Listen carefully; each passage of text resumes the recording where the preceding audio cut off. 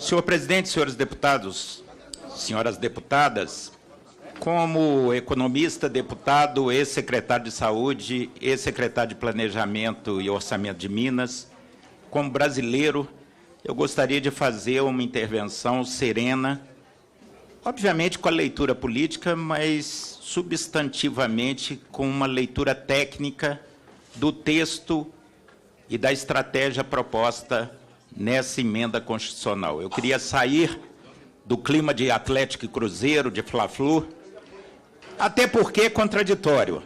Eu não votei em Temer. O PT votou. Eu tinha outro candidato na eleição. Não é por conta de ser a favor ou contra o governo Temer, de ter apoiado ou não o governo Temer e Dilma.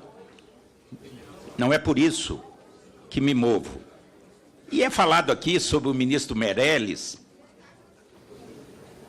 Quem ergueu a estátua como o último gênio da raça para o ministro Meirelles foi o presidente Lula. E eu acho o ministro Meirelles um grande economista e um grande gestor de finanças, experiente, com experiência internacional. Tanto que Lula quis substituir Manteiga e aconselhou e ficou irritado com a presidente Dilma por ela não ter seguido. Mas a bancada do PT prefere ficar nesse keynesianismo bastardo do manual de Arno Agustin, que é o pai da contabilidade criativa, das pedaladas e da desorganização fiscal brasileira. Todo receituário, toda estratégia tem que partir de um... Eu peço que, por favor, restitua meu tempo e peço ao assessor aqui... Assessor, por favor, o senhor que está conversando com o deputado Altideu Cortez, o senhor está atrapalhando. Por favor. Obrigado. Deputado Marcos Pestana. Toda terapêutica, todo receituário, toda estratégia tem que partir de um diagnóstico sólido. E nós temos que falar as coisas como elas são. A situação fiscal brasileira é perto de uma tragédia. Nós temos uma realidade, na verdade, que nós estamos brincando com fogo, nós estamos à beira do abismo e, como dizia Ulisses, fazendo piquenique na boca do vulcão.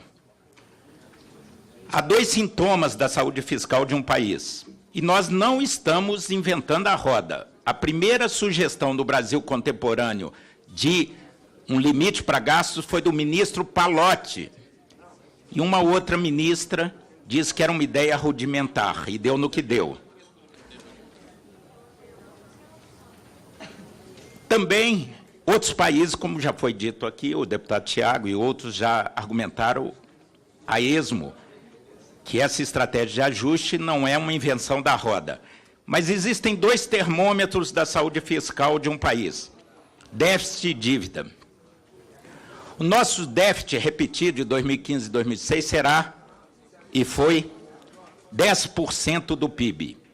Para o leigo, isso não diz muito. Vamos pegar um parâmetro de comparação. Os países da zona do euro, no Tratado de Maastricht, fixaram 3% do PIB como limite máximo aceitável, a partir do qual os países sofreriam sanções, penalizações. A Grécia e a Itália não cumpriram, outros países, e deu no que deu na crise europeia. Nós temos um risco real de insolvência fiscal. Por outro lado, a dívida aponta no caminho de 100% do PIB. Aí as pessoas falam assim, mas no Japão é 215, na Itália é 120, nos Estados Unidos 180.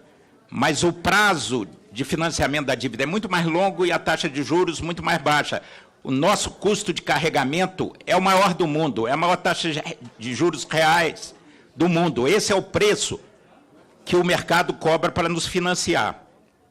Qualquer dona de casa, qualquer trabalhador, apesar da linguagem árida dos economistas, esse métier que às vezes fica fechado na própria linguagem, no seu próprio universo, qualquer trabalhador ou dona de casa sabe que não pode gastar indefinidamente mais do que tem.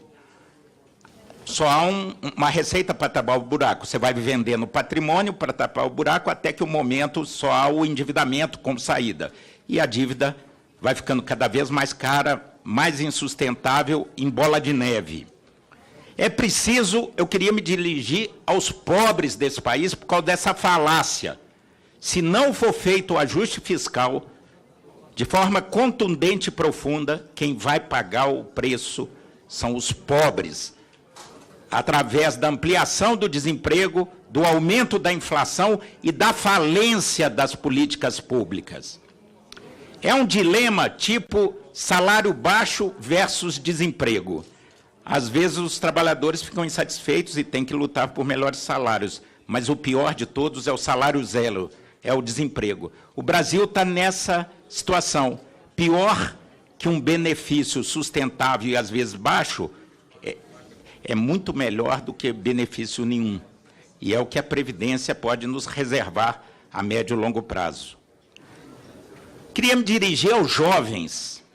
E já foi dito aqui, nós estamos produzindo um pacto geracional perverso. Uma dívida em bola de neve, impagável, e uma previdência insustentável. A irresponsabilidade fiscal presente será o abismo do futuro do amanhã para as novas gerações. Isso é irresponsabilidade. Foi dito aqui, ninguém nos autorizou. Pensem nos nossos filhos, nossos netos. Nós estamos aprofundando a herança maldita que recebemos.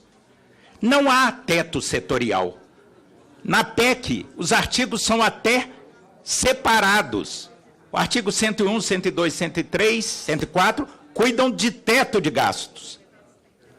E o piso da saúde e da educação está tratado no 105, 106.